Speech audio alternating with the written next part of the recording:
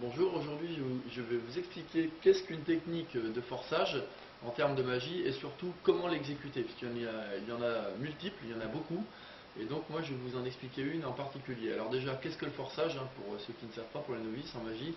C'est tout simplement faire sortir une carte du jeu que vous aviez décidé de sortir. Mais par contre, vous allez donner l'illusion, l'impression au spectateur qui est en face de vous que c'est lui qui va choisir la carte, alors qu'en fait pas du tout. C'est vous et uniquement vous qui depuis le début la contrôlerez et vous lui donnerez l'impression que c'est lui qui a choisi. Je m'explique. On va prendre par exemple mon paquet de cartes. Vous allez me dire stop quand vous voulez. D'accord? Admettons stop. Maintenant. Donc là, je vais ouvrir le jeu.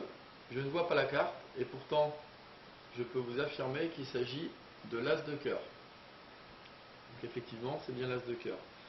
Alors c'est ce qu'on appelle la technique du forçage hindou.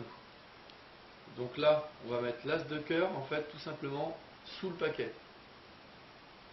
Et on va venir donc donner l'illusion que l'on mélange. Donc la position du paquet est la suivante. Avec la main droite, alors on inverse bien entendu pour les gauchers. On va venir avec les trois doigts sur le côté droit des cartes et le pouce côté gauche, de cette manière-là. D'accord? Voilà comment ça se présente. Et l'autre main, qui va venir accueillir les cartes.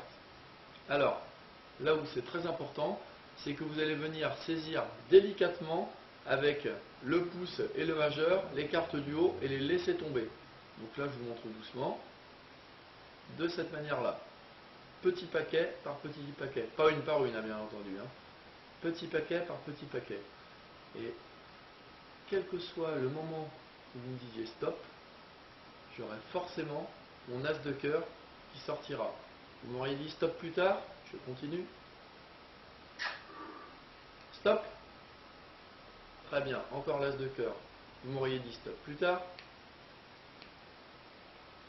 Encore et toujours l'as de cœur. Vous voyez, par cette manipulation, le spectateur est persuadé que vraiment vous avez brassé toutes les cartes et que le fait qu'il puisse dire stop à n'importe quel moment, puisque c'est lui qui choisit, pensera que c'est lui qui choisit également la carte, alors qu'en fait, pas du tout. Alors, ça demande un petit peu d'entraînement.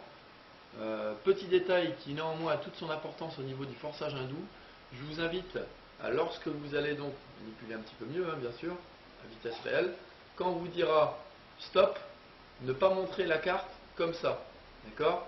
Mais on va le refaire, stop, on vient la reposer sur le dessus en tenant un petit peu, et on va venir ouvrir le paquet de cartes.